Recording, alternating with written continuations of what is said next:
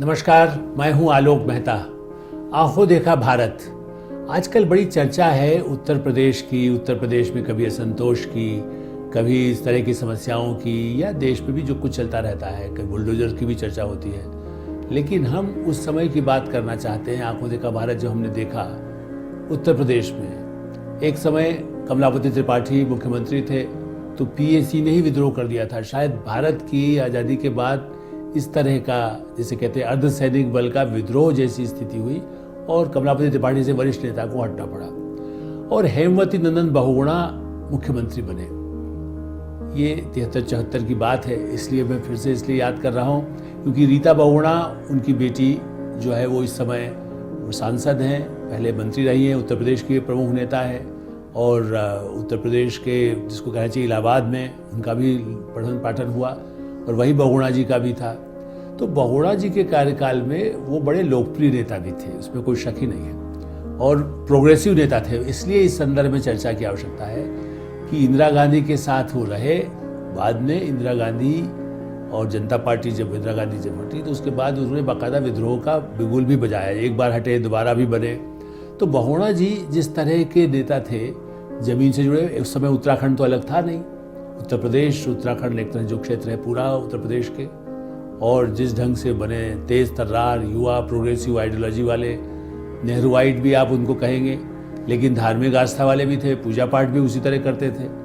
इसलिए रीता बहुगुणा जब बीजेपी में है तो हमें आश्चर्य नहीं होता। बहुगुणा जी की जीवनी पहले भी कभी आई थी, लेकिन एक बार फिर से रीता बहुगुणा जो हमें मालूम हुआ है मई में उनकी फिर से उसका एक नए पुनर्प्रकाशन की तरह से हेमवती बहुगुणा की जीवनी भी आने वाली है। इसलिए मुझे ध्यान आया कि आंखों देखा भारत में उनकी चर्चा करना चाहिए। बल्कि रीता बहुगुणा जी से मैंने कहा भी, जब मेरे पास फ़ोन आया कि उनकी पुस्तक वाणी प्रकाशन से आ रही है, सो मैंने कहा कि तो बड़ी प्रसन्नता की बात है। उसका अंग्रेजी में संस्करण में, चूँकि आजकल जो नई पीढ़ी है उसको अंग्रेजी, और इसीलिए हमारे जो डिजिटल के और उस पर जो देखने वाले यूट्यूब पर जो हैं हमारे दर्शक, उनके लिए आवश्यक है कि उनको बहुगुणा जी के बारे में पता चले। हेमवती बहुगुणा एक पहले तेज तर्रार नेता होने के साथ साथ किस तरह से वो आगे बढ़ते रहे, कई प्रोग्रेसिव भूमि सुधार वाले जैसे कार्यक्रम हों, किस तरह से समाज में जिसे कहते हैं कि सद्भावना पैदा हो हिंदू मुस्लिम उन समुदायों के लिए, और भारतीय जनसंघ जो विपक्ष पे था, जिस तरह के आंदोलन होते थे उसमें भी उनके साथ कैसे संवाद रखा जा सके। ये सही है कि वो भी राष्ट्रीय स्वयंसेवक संघ के विरोधी थे, वो कुछ मामलों में उनका आलोचना भी करते थे भारतीय जनसंघ का, लेकिन उन सब के साथ उनका संवाद बहुत अच्छा था, उनके साथ संपर्क रहता था। कुछ समस्याओं को लेकर के जब बात हो तो उससे बात करते। यही एक कारण है कि बाद में इमरजेंसी के प्रति उनकी जो असहमतियाँ थी, तो बहुगुणा जी ने बाकायदा कांग्रेस पार्टी जो जहाँ उनको इतना कुछ हो था उससे विद्रोह किया, और जगजीवन राम जो कभी वैसे तो प्रधानमंत्री पद के उम्मीदवार भी पहले भी माने जाते थे, लेकिन वो फिर भी जनता पार्टी जब बनी तो कांग्रेस में विद्रोह करके जिस समय जगजीवन राम जी आए, और उसी तरह कांग्रेस के ही नेता बहुगुणा जी भी आए। और मैं इसलिए चर्चा कर रहा हूँ कि आजकल का संतोष तो उस मामले में कुछ भी नहीं है। पहले तो इससे भी अधिक दंगे भी होते थे एक समय में, जहाँ पर यूपी में, मध्य प्रदेश में कुछ सांप्रदायिक दंगे बड़े भीषण होते थे। अब कुछ घटनाओं पर नियंत्रण हुआ है तो इसका क्रेडिट मिलना चाहिए। चाहे रीता बहुगुणा जी सांसद हैं, उनके पुत्र हाल के पिछले चुनाव में अचानक कुछ वो समाजवादी पार्टी के साथ चले गए, अखिलेश यादव के साथ, ये सोच करके कि समाजवादी विचार के हमारे माने यदि उनको हिसाब से कहें कि उनके नाना रहे तो वो उन विचार से वैसे ही रीता बहुगुणा भी रही। रीता बहुगुणा मध्य प्रदेश में मंत्री भी रही। तो मेरा ऐसा मानना है कि राजनीति में ऐसे नेताओं का अभ्युदय पहले हुआ, फिर वो लोकदल में भी आए बहुगुणा जी, चूँकि चरण सिंह किसानों के प्रति, मजदूरों के प्रति। और बहुगुणा जी का मुझे सबसे दिलचस्प बात होती थी जब तो केवल 2 ट्रेन चलती थी दिल्ली से लखनऊ के लिए, एक लखनऊ में लखनऊ एक्सप्रेस। काशी विश्वनाथ वगैरह भी कमलापति त्रिपाठी जब रेल मंत्री बने तब शुरू हुआ। कम ट्रेन होने के बाद वो जब निकलते थे, रात की ट्रेन होती 9 बजे, और बहुगुणा जी जिस स्टेशन पर रात को 12 बजे कहीं 2 बजे पहुंच रहे तो लोग माला लिए हुए, ढोल बजाते हुए वहाँ पर खड़े रहते थे कि साहब बहुगुणा जी की ट्रेन यहाँ 12 बजे। ट्रेन तब लेट भी चलती थी।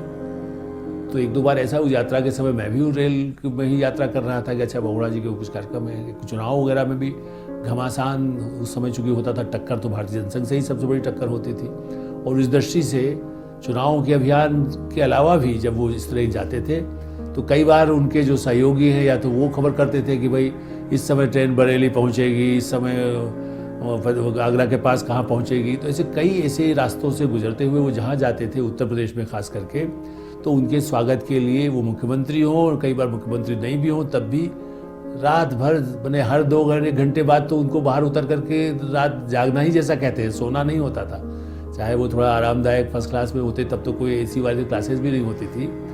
तो भारत में राजनीति में जमीनी नेता है, आज कहा जाता है आम आदमी पार्टी या दूसरी पार्टी जो आ गई जी जमीनी नेता है। मैंने ऐसा देखा है भारत में जो बड़े ही गांधीयन फिलॉसफी के हिसाब से ट्रेन में चलने वाले, भारतीय जनता पार्टी के दीनदयाल उपाध्याय जो है वो भी ट्रेन में चलते हुए, बाद में तो असामयिक जिस ढंग से उनकी मृत्यु हुई, क्यों हुई वो एक अलग बात है, लेकिन उत्तर प्रदेश में ही वो घटना भी हुई थी। तो ऐसी स्थिति में बड़े बड़े नेता रेल से चलते थे, उनकी लोकप्रियता में लोग उनको किराए पर कोई लाने की जरूरत नहीं होती थी। तब लोग अपने आप, हम बहुगुणा जिंदाबाद कर रहे हैं, हम नारायण दत्त तिवारी जिंदाबाद कर रहे हैं, हम दीनदयाल उपाध्याय जिंदाबाद कर रहे हैं, उस तरह के जो नेता थे, उससे भारत की राजनीति में ही उसकी एक विश्वसनीयता बनी, उसके साथ जनता का लोकतंत्र मजबूत हुआ। और ये ठीक है कि बहुगुणा जी शुरू में तो इंदिरा गांधी, संजय गांधी उनके साथ थे, लेकिन बाद में जब अलग हुए और जनता पार्टी में भी विचारों के जब मतभेद हुए, इसीलिए तो फिर वो चरण सिंह जी के साथ गए।